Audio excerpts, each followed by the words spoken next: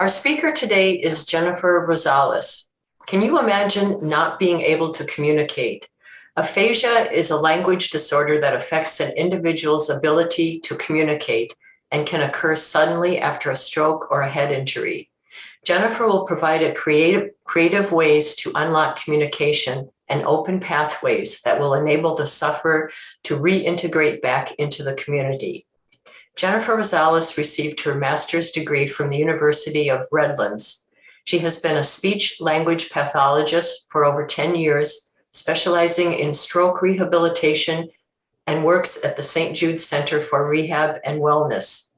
In addition to her work at St. Jude, she is part of a part-time lecturer at Chapman University and also helps with Speech Recovery Pathways, a local nonprofit specializing in group therapy for individuals with aphasia and dysarthria. Jennifer, if you would like to go ahead. Perfect. Well, thank you so much for that introduction and for having me this morning. Before we get started, I just kind of wanted to gauge the audience. So how many of you are familiar with stroke or aphasia? And I know some people's cameras are off. If you know how to use the hand icon, you can. Okay, so it looks like some maybe are familiar with stroke and aphasia, which is great. So I'm going to share my screen and get started.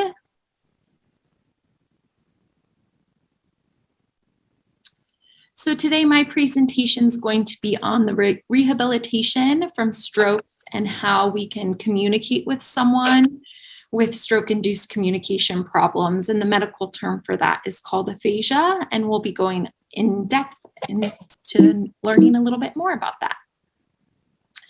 So I always like to kind of center ourselves and kind of have a positive reflection to get started. So I picked one from John Wooden, and it is seek opportunities to show you care. The smallest gestures often make the biggest difference. And that's a big one for stroke rehabilitation, because a lot of times just showing a small gesture or being there for that person can make a huge difference. And I feel like that goes in life in general, right? The smallest gestures often make the biggest impact. So like she said, I'm Jennifer Rosales, and I'm a speech language pathologist. A shorter term for that is speech therapist.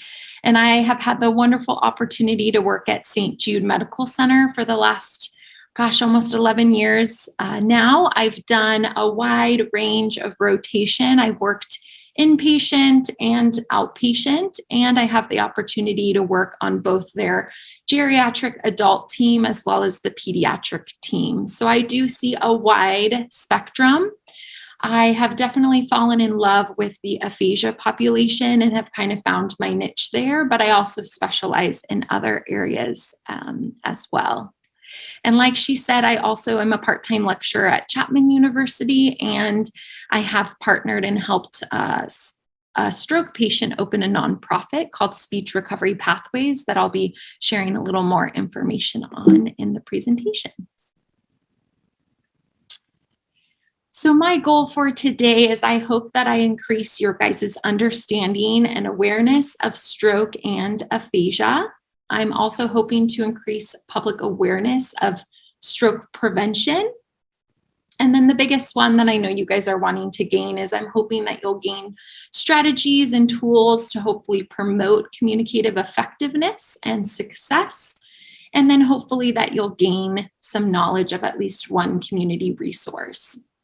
And I like to make it as interactive as possible. And so you can ask questions as we go, or you can put them in the chat and I'm happy to answer them later at the end, whatever you're most comfortable with.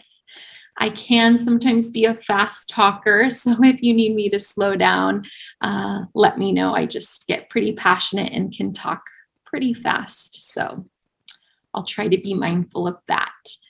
But first, I want to educate you a little bit on stroke. Stroke is a leading cause of death. I believe it's up in the 5th. I think it used to be the 3rd, and it dropped to the 5th leading cause of death. The good news is what we're going to talk a lot about is that stroke is preventable. And you'll see later in the presentation, about 80% of strokes are preventable. And the good news is stroke is treatable, but we're going to also talk about the importance of getting to care fast, and that most improvements we can see with stroke is seen in a short window, but it can be treatable, which is good news as well. We're not going to go too much into the neurology and kind of about the brain and the function, but the biggest thing I want you guys to know is that the brain is abstract, as we all know, and it houses a lot of different functions, right? So it can control our movement, and it stores our memories, and it also is the source of our thoughts, emotion, and language. So the biggest thing is it all depends on where the stroke, occurs to kind of determine what difficulties an individual may, suffer or have.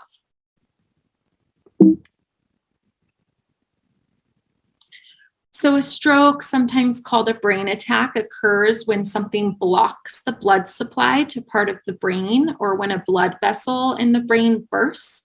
So either case, the parts of the brain become damaged or die. And so therefore, a stroke can cause these lasting brain damages and long-term disabilities or even death. But again, like you're going to see later in the presentation, it's so fascinating how our brain can be very plasticity. It can kind of build the neurons around the damaged area. And that's why rehabilitation is so important and key. Just some basics. We won't go too much in depth, but I want you to be familiar that there are two types of strokes. There's an ischemic stroke, which occurs more as a result of an obstruction within a blood vessel. And this is a little bit more common type of stroke that we see. And within the two types of strokes, they're broken into two separate types. So we don't have to go too in depth, but pretty much it can be a blood clot that supplies the blood to your brain, or sometimes a blood clot that travels somewhere else. So sometimes you'll hear people that have maybe had a clot in like their heart and it went up to the brain, or maybe in their leg and went up to the brain. And then the second type of stroke is a hemorrhagic stroke. And this occurs when there is bleeding from a ruptured blood vessel in your brain. And again, there's two different types. So sometimes with hemorrhagic strokes, it's when someone maybe falls and it kind of ruptures, or if someone has an aneurysm or something like that. So like I said, the good news is 80% of the strokes are preventable. And the best way to prevent a stroke is to monitor and keep your blood pressure low. That is a big one that I see a lot when patients come. They said, oh, well, I know my doctor said I had high blood pressure, but I was too afraid to get on the medications, or, I didn't really work on lowering it. And so then they had maybe an incident. Same with cholesterol. It's important to try to lower our cholesterol. And that's why we're so big on having those yearly checkups with your physicians and trying to eat food regularly, exercise regularly.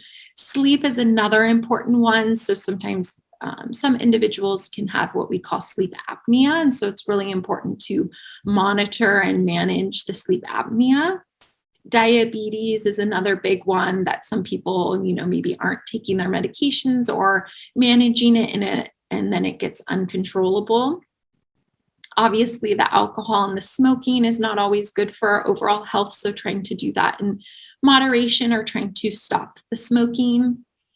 A lot of times a question I get asked is, why is it occurring so much in younger population? My caseload recently has been a lot of individuals in their 30s and 40s.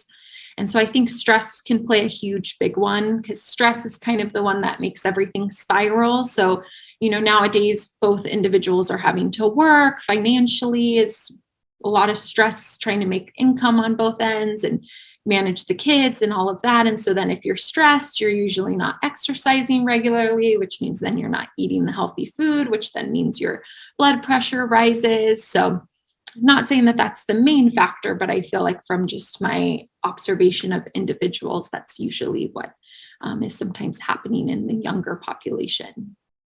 and then just maintaining a healthy lifestyle. So I'm not sure if you've heard of the Be Fast, and this is why I was most excited for this presentation. I feel like a lot of individuals in the community aren't familiar with strokes or aphasia until it strikes a loved one. And as much as that's great that they educate themselves for that loved one, in my opinion, it's almost like, not that they're too late, but they're already amongst it. And so 80% of it being preventable, I feel like we have a huge area of growth where we can continue to educate the community. So that's why I was very excited that you were open to this presentation. And I hope to continue to do more work in even high schools and elementary schools, because the biggest thing with stroke is that we want to act fast. So there has been some wonderful advancements in medication, but a lot of them have a short window. So they have to be administered within 4 or 6 hours of when the person first noticed the symptoms. And so this is a tricky one because a lot of times people will maybe get a headache or, notice a little bit of facial weakness, and their loved ones will sometimes, their loved ones or themselves will think, oh, I had a really hard day at work, or, oh, I'm just tired. And so a lot of times I hear from families that they waited, multiple days before they went and received medical treatment. So, the American Heart Association has put out this Be Fast acronym, and nowadays with YouTube and all the wonderful technology, there's even great videos that you can show your young children. And the importance on educating young ones like your children or grandchildren is a lot of times they're going to be the ones, if mom and dad or grandma or grandpa have something wrong with them, that they're going to be the ones that have to kind of react.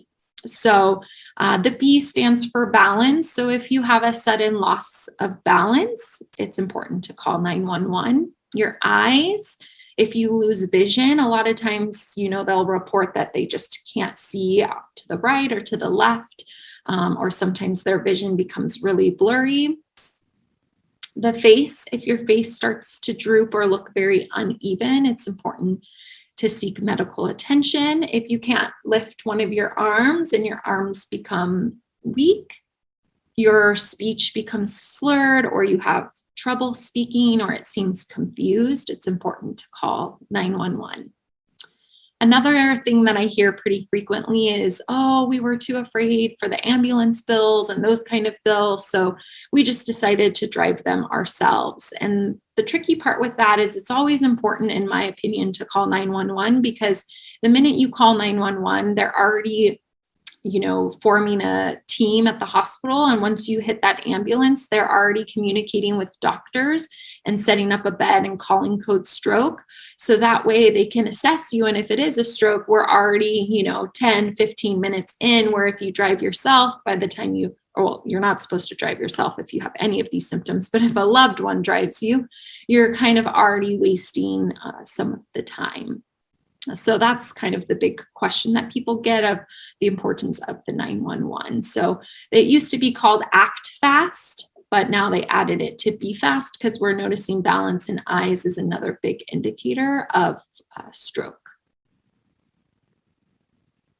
And the amazing thing is the patients that do act fast and are a candidate for some of those medications, a lot of times their symptoms will reverse within, the first 24 hours. So the medication and the intervention that the medical team can do is absolutely fascinating. So, oops, I didn't know if this was blocking. Let me see if I can just move it down.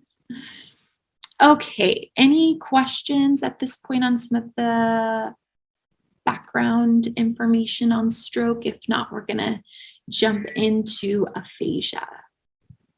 So aphasia is caused by injury to the left hemisphere. So our brain is divided into two hemispheres, the left and the right. And most of the time our body acts, we call it contralateral. So if we have an injury to the left hemisphere and we're going to have weakness, it's most likely on the right side. That doesn't always happen. Each individual is so unique. So sometimes it can be on the same side, which we call ipsilateral, but most of the time it's opposite. So, and our language center is in the left hemisphere. And so most of the time, if there's an injury to that left hemisphere, they have a good possibility that they will have aphasia. And aphasia is a big term that affects all of our language, aspects. So it can affect reading, it can affect writing, it can affect speaking, it can affect the way that someone understands something. The biggest thing is a lot of these individuals will use gestures. And another big thing to know is that it does not affect their intelligence. So that's why I always love this picture here with the Band-Aid over the mouth. Their brain, they're still intelligent. Their cognition and all of that is very strong. It's just the planning area for these, components. And so it's difficult for them to get it out. So most of the time it is caused by stroke. However, other diseases that can damage the language center can also result in aphasia. So sometimes brain tumors that maybe sit in that lobe and area of the brain can cause aphasia. Even now, we've been seeing with this post-COVID program that we have, some of them are having high-level word-finding difficulties. And we'll jump into and talk a little bit on how the brain requires so much oxygen. And so, some doctors are feeling because of the lack of oxygen with this COVID and or inflammation that's been caused by COVID, they're seeing that it's definitely attacking some of the brain as well. But stroke is the leading cause of aphasia, and it is a long-term disability. And so about 25 to 40% of strokes can result in the aphasia. And there's actually over 2 million people with aphasia in the United States. But what you're going to hear me talk about a lot is that aphasia is also one of the #1 isolation illnesses. So not to undermine other illnesses that bring on tremendous challenges, but a lot of times people with, maybe the cancers or some of those other illnesses, they still have a strong group of community. They still kind of get out in the community, and they just have to face other challenges like losing their hair and a lot of other tremendous downfalls. But with aphasia, especially when it takes away their language, a lot of individuals will report that their friends kind of distance and kind of fall off. Sometimes their loved ones even struggle with communicating with them. They lose their job. They are afraid and embarrassed to go out and order at restaurants. They're fearful of getting pulled over and not being able to communicate. And so they just slowly start to isolate themselves in the home. We have a question in the chat. Yes. What can you say about the new University of Wisconsin study that said the best long-term outcome were in stroke patients that didn't start physical therapy until 2 to 3 months after the stroke? Yeah, that's a good question. And maybe I'll pull it up in the chat to make sure. I think I got it. So physical therapy and speech therapy, we are an interdisciplinary team here at St. Jude, which means that we're all under one roof and we communicate. And you're absolutely right. There are many different factors that have to go into play to determine when it is the best. And there are different types of strokes, like usually the hemorrhagic strokes that will show progress later, like a few months after the stroke, as opposed to fresh out of the stroke. So I definitely could see why that study has become, published, in the sense that there are some individuals, especially if there's brain swelling, if they were in a coma and coming out of a coma, that we really need to get them, stable and healthy before we hit a strong, hard impact, rehabilitation approach. So it kind of varies individual to individual in my opinion. The biggest thing that we're going to talk about is most of the neurologists and neurosurgeons still stay pretty firm on that. We'll see the most progress within that first 6 months to a year. Each research article that I kind of read varies, but most of them feel that the brain will kind of rehab back and mold back, so to say, the most within that 6 months to year marker. But from a rehab perspective, as a therapist, I have definitely seen tremendous improvement even 10 years after. I think the biggest thing to be mindful is I agree that the biggest slope is within that first year. And then usually it's kind of a slower, gradual incline. And again, each individual is so different. So when you're on a rehab team, you want to look at the whole picture, right? The age is going to play into factor, how diffuse or how big the stroke or injury was, how quickly did they receive treatment, do they have any comorbidities, which means do they have other illnesses or other things that can impact their ability to rehab back, so to say, how strong is their support system. And I personally feel the biggest thing with strokes is how motivated are they. So even though the family can push, which is wonderful, if they're not motivated and they're not going to do the home program, then coming here twice a week is usually not going to show that much improvement. But the ones that really take ownership and really are like, I'm going to work on this at home, they, every day, 2 to 3 hours, then we see a lot more improvement. So I know I kind of talked a long way around that, but did that kind of answer that question? So there are some times where we hold off and postpone the start of the rehab. I think the biggest thing is to know that we want to try to get them in within that first 6 months, though.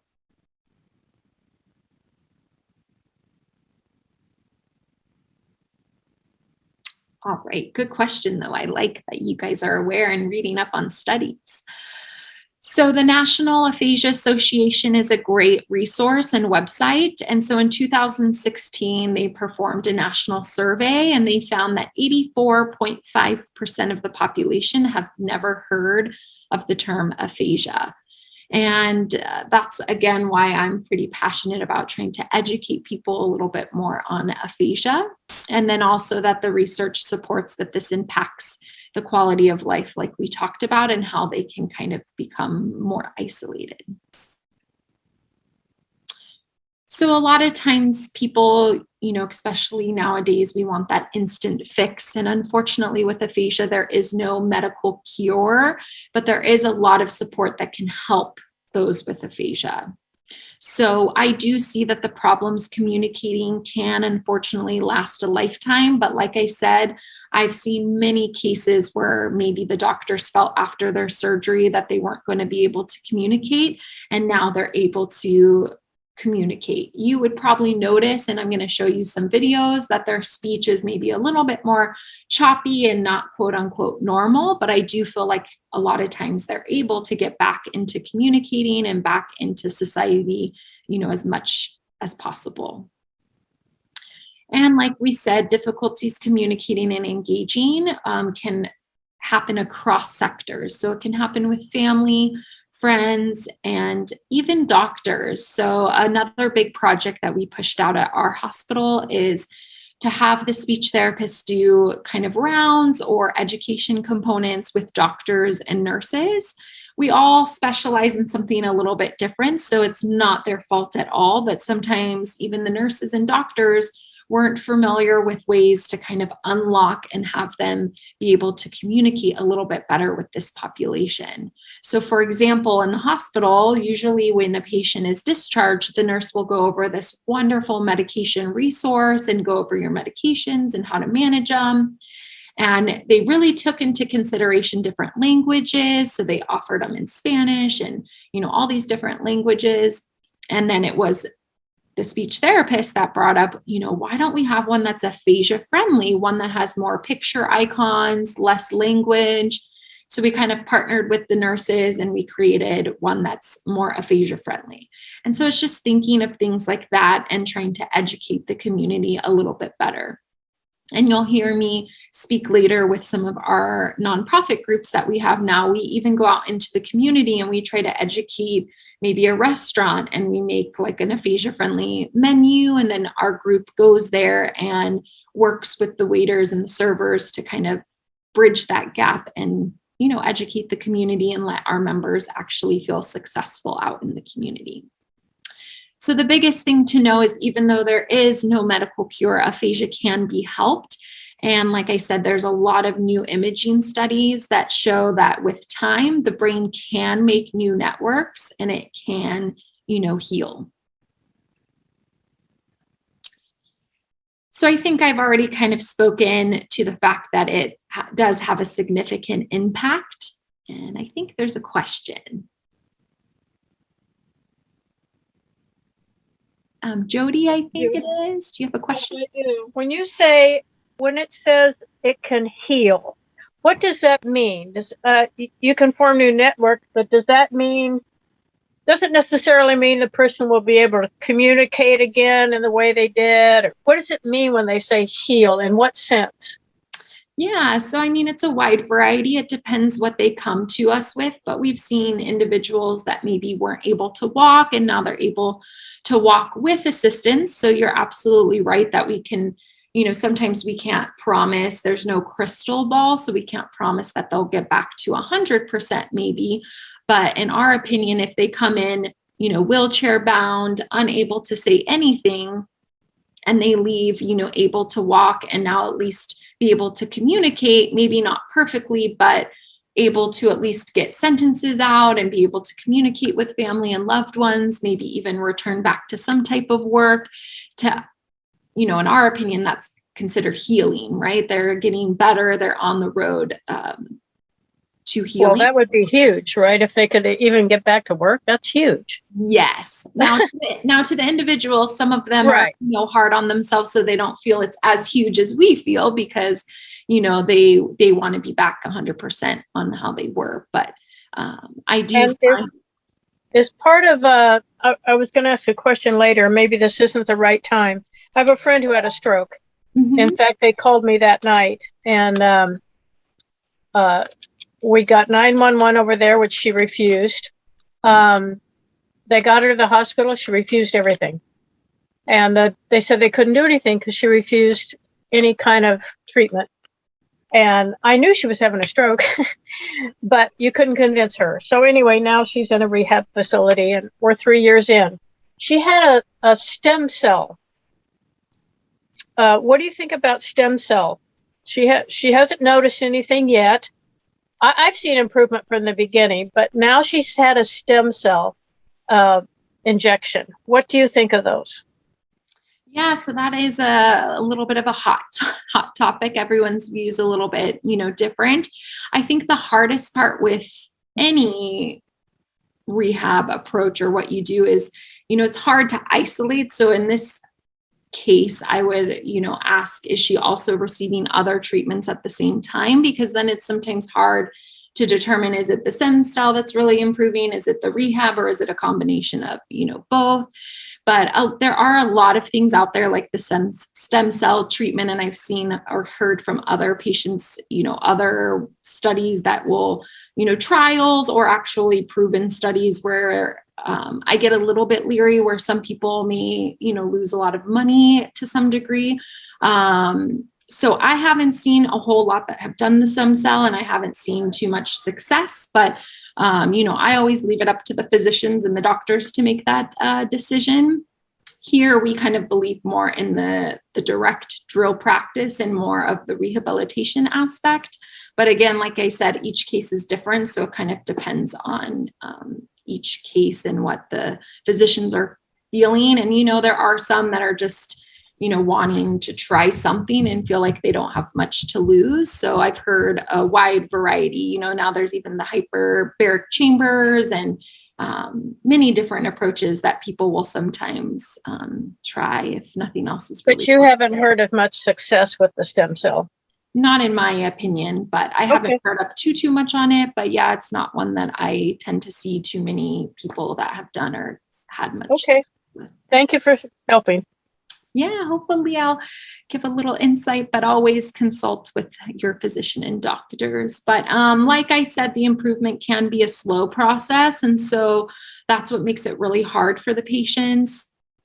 And, usually the families can be great cheerleaders, but a big thing that we like to think about is also the whole picture. So it's really important to think about a grieving process, and everyone grieves differently. And so sometimes when, you're the patient and now you've lost all of this, they could have a period where they're grieving. And a lot of times what we see is also some, I almost said aphasia, not aphasia. We see anxiety and depression. And so that's another thing that we have to be very mindful of, because sometimes the depression can cause, maybe a lack of motivation to want to communicate and engage. So sometimes if the patient is open to seeing a neuropsychologist is someone that studies a little bit more about the neurology of the brain, so to say. And so, but then they have a background in psychology. And so these individuals can be super helpful and a big key component in our team. And sometimes just getting them to go to the neuropsychologist and kind of talk through some of their fears and anxieties and depression, we can see, a nice improvement even just after that. But again, it takes a team, and we want to make sure we find a neuropsychologist that's very aware of aphasia, because sometimes if they can't communicate, then that therapy is going to be really hard unless that professional knows how to really communicate with those individuals. Another big one that I see is, sometimes we focus so much on the individual, but the family is huge. So I even have some personal experience with this, but a lot of times when you become a caregiver, you start giving of yourself, you start not doing your self-care, and, things can then, happen to the loved one, and we don't want that to happen. So we really have to educate and make sure the family is taking good care of themselves to be able to stay strong for the loved ones. So for instance, my grandma had a massive stroke. And so the whole family started stepping up, and then my grandpa became really stressed and helping and doing all that, but then he had a stroke. And so, it's just really important to care for that loved one and make sure that they're trying to manage as best as they can. So later in the talk, we're going to get into some resources for the family and the loved ones. And so when they come and see me, I like to have both the family and the individual in the sessions, or at least for some of the sessions. So I want to quickly show you this video that kind of gives an example of what it may feel like to have aphasia. Obviously, it's not exactly, we're not in their shoes, but it kind of depicts a little bit. So let's just watch it, and then we'll kind of talk a little bit about it.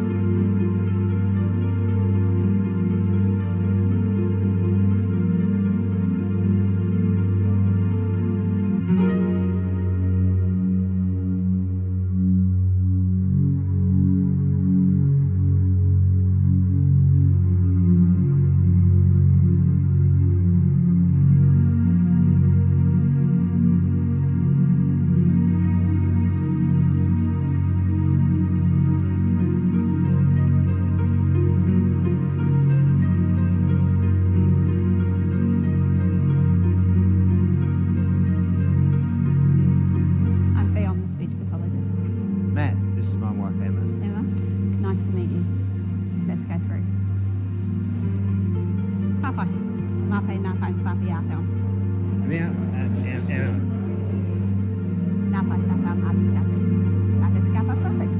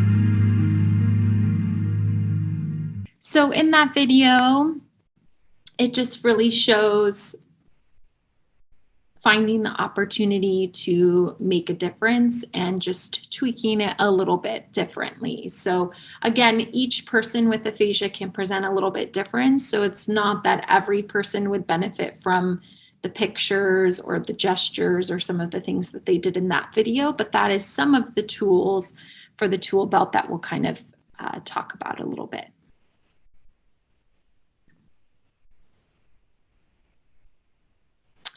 So due to time, we may not have time for this simulation, but if you want to ever go, there's a great website called aphasiacorner.com, and you can go through different, simulations that maybe show you a little bit more of what it feels like to have aphasia.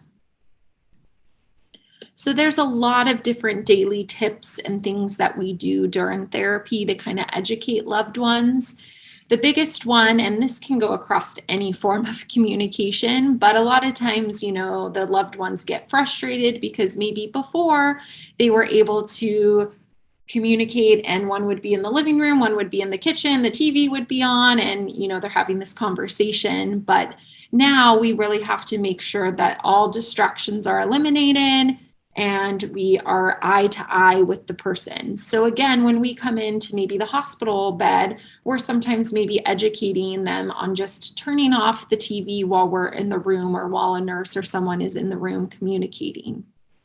Another big thing is to keep language simple but adult-like, and that's the tricky part. You know, we still want to be sensitive that they're intelligent individuals, but sometimes just keeping the language more simple. So it's sometimes educating loved ones, maybe before they were able to say, hey, go inside, get my sweater and lock the door and grab my water and then come down, where that may be a little bit too complex now, where it may just be, can you go get my jacket, or something a little bit more simple. Reducing our speaking rate can be helpful. So again, it's taking them a longer time to process the information. So we want to be mindful of kind of slowing our rate down, pausing to allow them time to kind of process the information and then be able to respond. Another big tip is to ask them for permission.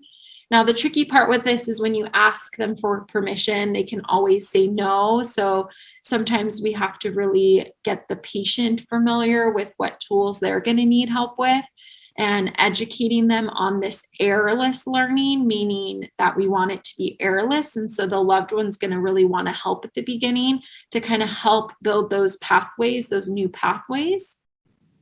But a lot of times the patient themselves want to kind of struggle to get to the word and they don't want the help, but it's always nice to maybe ask for permission for help. A lot of times what I hear from my patients is that they say, you know, oh, the loved one just fills in what I want to say.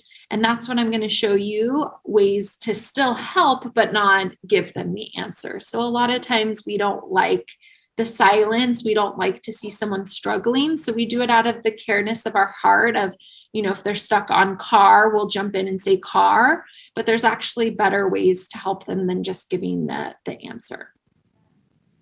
And then it's always important to reflect back what you heard, right? And so sometimes even these can be helpful in our everyday communication exchanges, no matter what. But, you know, maybe telling them, oh, I heard we're going to go see a movie, but I didn't catch that last part. So then they know that they don't have to repeat everything. They can just focus on trying to repair the area that wasn't necessarily heard. So a lot of times in therapies, what we do to kind of draw out the communication is we'll provide choices. And so verbal choices would be something like this. And sometimes we use our, you know, kind of fists to make it very tangible for them. And again, it provides them another opportunity. So if I said, are we going to go to the movies or are we going to go to the park? If they can't imitate and verbally say that, they can at least point to one of my fists. And then I know if they point down here, then they want the park. If they can't even point, maybe their motor component of their limbs aren't working, sometimes you can train them just to look kind of up or look kind of down. So that's why we kind of place them in different fields, so to say. You can also do written choice, and I'm going to show you some examples of some of that on the next few slides to come.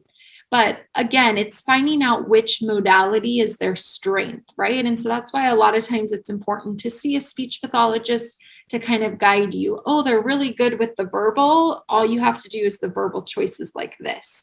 Or if they have trouble understanding your speech, then they may be one that needs the written, but they have to be able to read. So if their reading is impaired, then usually written choice isn't going to be what we choose for that client. So again, it's really kind of assessing the client and really getting to know their areas of strength and their areas of opportunity. The best thing to start with is yes, no questions. You know, for the client, it may feel a little frustrating, but yes, no is a very closed question as opposed to more an open-ended. So if I work with a client and I ask them, where do you live? That's very broad. So if they can't come up with it, I'm kind of setting them up for failure, right? Because then I have to kind of jump in and guess. But if I do something like, do you live in California? Then I'm setting them up for success because they can say yes. And then I can kind of hone it in a little bit more. Do you live in Orange County? And then obviously, once you get to know the client a little bit better, we want to ultimately move away from the yes, no and go a little more open-ended. But a better way to do open-ended is, do you live in California or outside of California? So again, you're kind of making it still a little bit closed, so you're making it successful for them.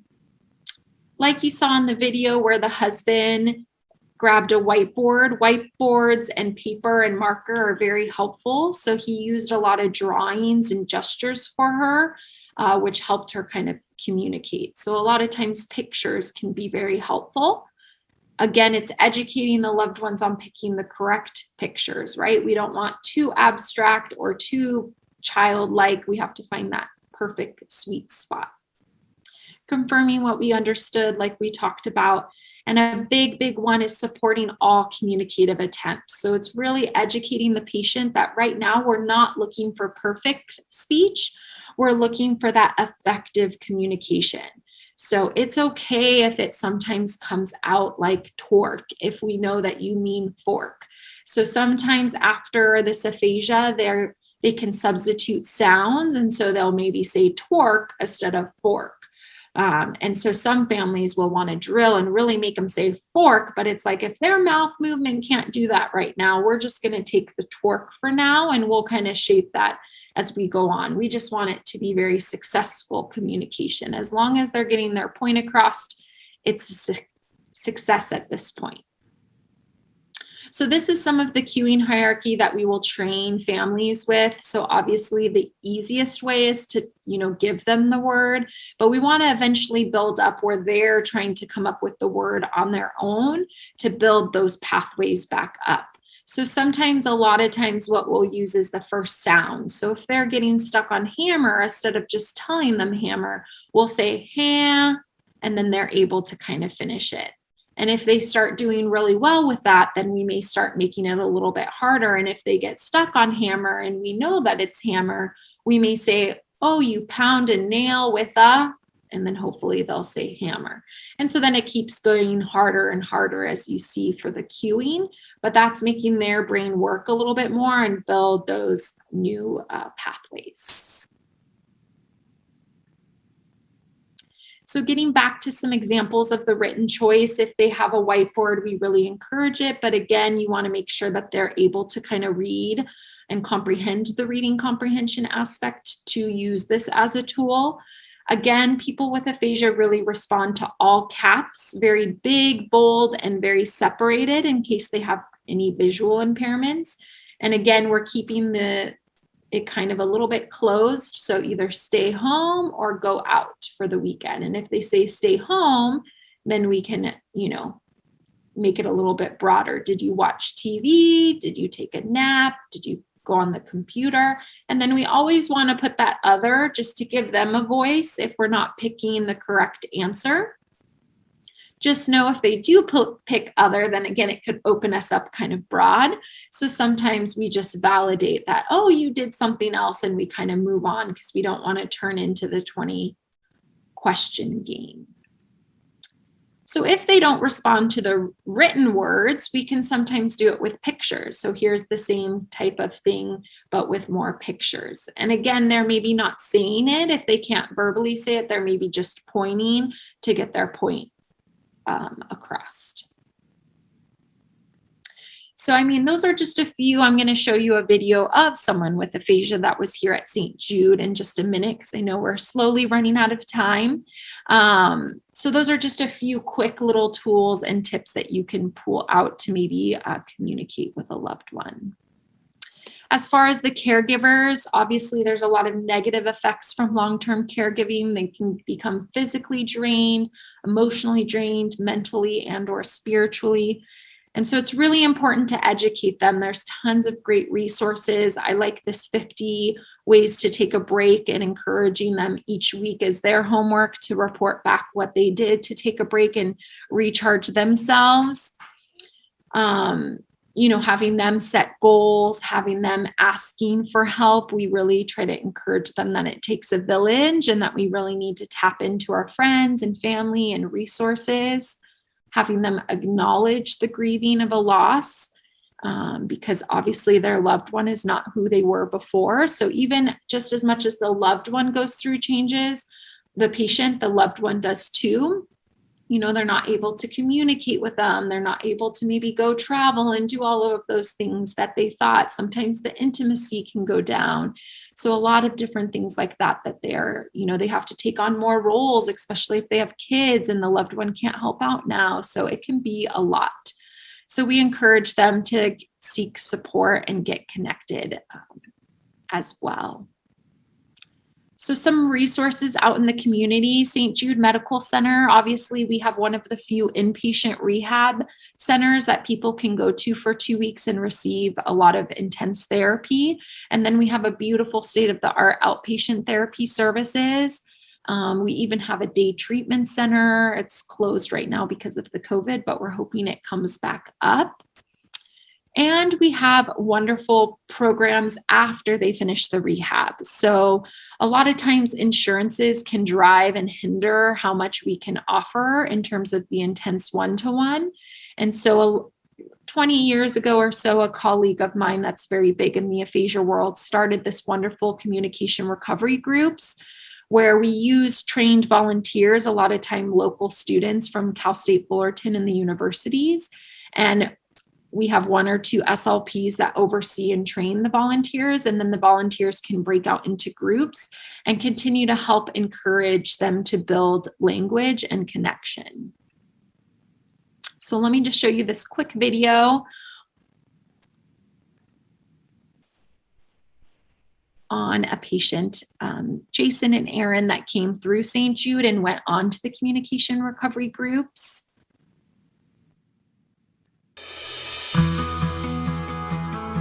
And just let me know if you can't hear. My name is Paul Jason Flores, and 5 years ago at home, and I had a stroke.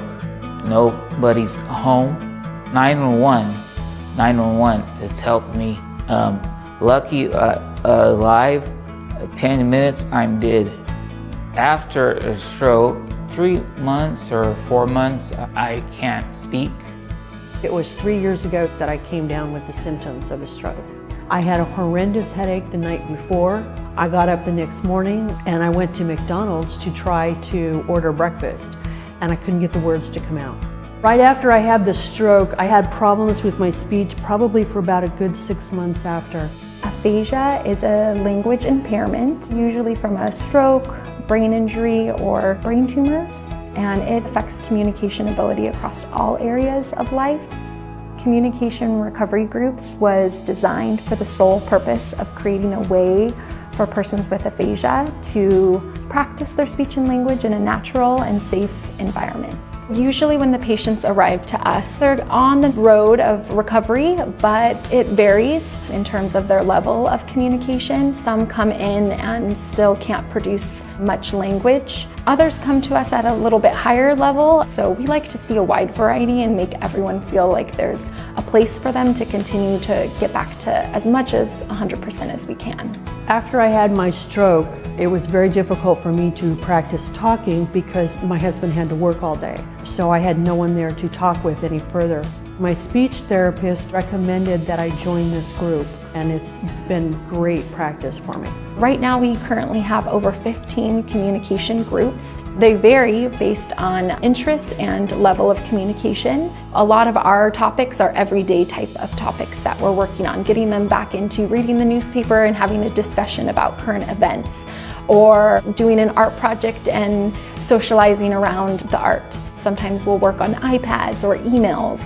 We also have a melodic intonation group that works on singing and more the automatic speech. We also implement different games to enhance speech and language. All of that combined allows them to practice their speech and try to formulate different sentences, ideas, and thoughts to participate in everyday activities. A group of people is fun. It's helped me, and I'm using technology. It helps me recover. It's awesome. Communication Recovery Groups is a unique program because we're one of the few in California. I see that this program really helps them get that confidence. It allows them to practice their communication in a safe environment. It allows them to see other members that are going through something very similar. And so I do find that they have a lot of progress, not only on their speech, but also in building friendships, relationships, and their social network. Every day I get goosebumps seeing the interactions of the different patients. A lot of sacred encounters, I feel, and to see them make gains, and once they leave here, and some of them are returning back to work, or they leave with a lot of hope, that is what it's all about. One of the best things about this group is that I have been able to tell my husband that I love him and tell him how much all of his support has meant to me. It's wonderful that I can talk to him again. 5 years ago, I can't speak, and I am starting to recover, and I have a confidence. Confidence is key. I have a lot of hope. Yeah, it's fine. Yeah, I had real hope. So Jason, especially to me, is a huge success story because, as you can see, it was 5 years ago. Now we're at 7 or 8 years, but he can now speak. He does presentations and he's gotten a lot more confidence, which to me is huge. Okay, we're getting near the end. I just wanted to also emphasize, since a lot of people don't know about all of the resources we have at the outpatient center, we even have exercise groups and like a medical fitness gym that either the community or people that have gone through our program can transfer into. And the nice thing with our medical fitness is a lot of the instructors have additional certifications and education in terms of physical therapy training or other things like that that can bring a new lens. We also have massage therapy that, again, have wonderful certifications and criteria that both the community and people that have gone through our program can utilize. So again, trying to really educate the community on self-care and getting the things that they need to kind of de-stress.